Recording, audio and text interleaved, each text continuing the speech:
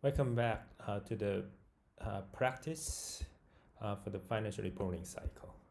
The last time we finished this journal entry practice, and then using this journal entry information, we will pass this journal entry into the general ledger and trial balance, and then we'll make the financial statement.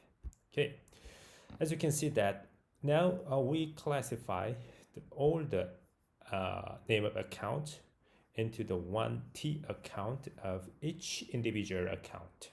So cash, accounts receivable, land, equipment, retained earning, and operating expense and revenue, common stock accounts are payable. All those accounts are on this journal entry. So let's collect all the cashes.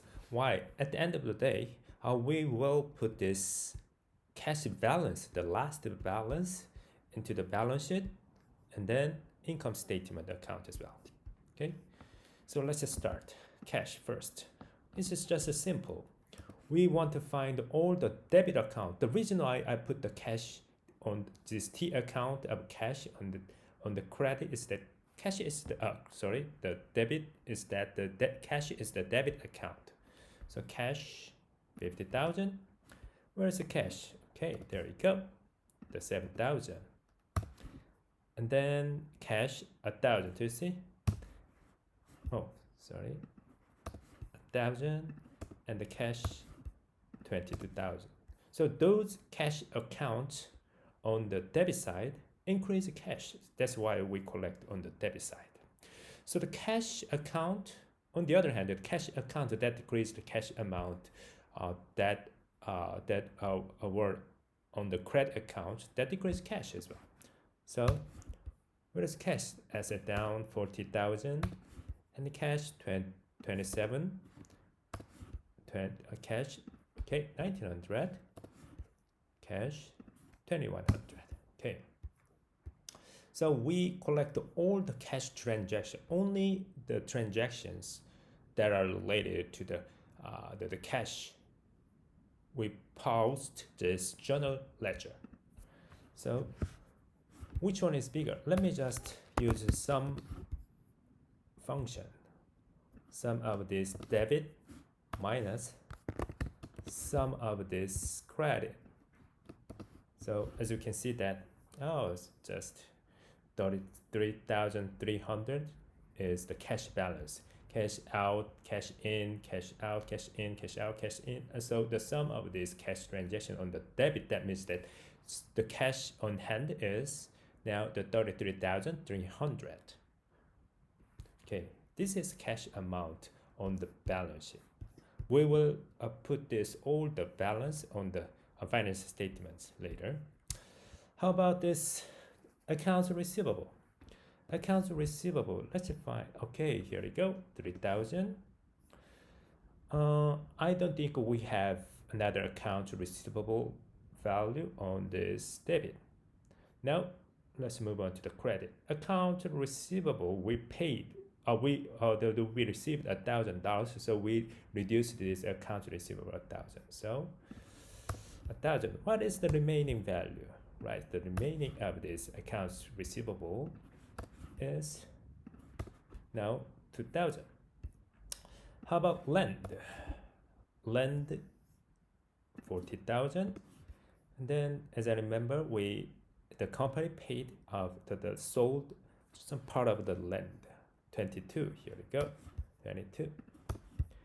So the land balance on the balance sheet is 18,000.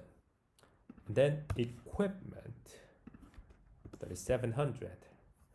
How about accounts payable? Okay, now the accounts payable is the liability account. Do you see the liability account, accounts payable? So the accounts payable liability, I can see this 3,700, and then accounts payable on the debit means this accounts payable reduced by paying 1,900. So the accounts payable liability decreased by 1,900. So don't type down the the value directly. You can just use equal sign so that you can correlate you can connect and link all the transactions. That is one of important the practice in order to avoid the manipulation of the posting or transactions. So now we started from the debit, credit minus debit. So we still have a liability of accounts payable, 1800. How about common stock? Common stock, when the company issued this common stock by selling the shares to the Star Williams and a few friends, is $50,000. So this equity value is $50,000. How much the insiders claim is this the common stock, 50,000. There's no equity down related to common stock. And then revenue. Okay, the company generated revenue by providing service, 7,000 and 3,000. The revenue account is on the credit because it is related to the equity, which is the retained earning, part of retained earning. So the revenue the company generated was $10,000. How about operating expense? Operating expense, again, operating expense account that reduce the retained earning, which is belonging to this the equity account. That's why these expenses are recorded on this debit side. So operating expenses, 2,700. And then retained earning. Retained earning down by paying cash to the stockholders as a dividend. There you go, 2,100. So that's it.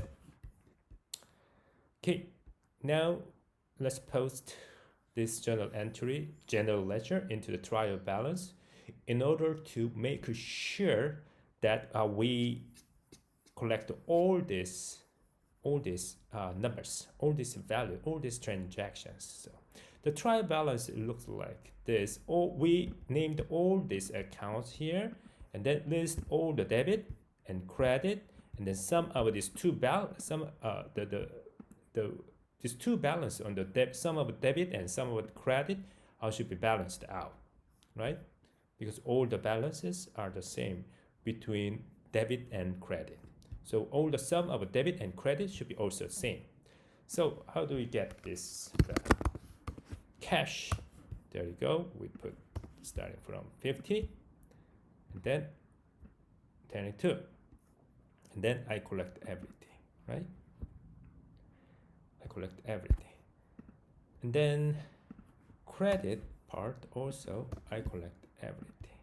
There you go. How about accounts receivable? Now accounts receivable on the debit, on the credit.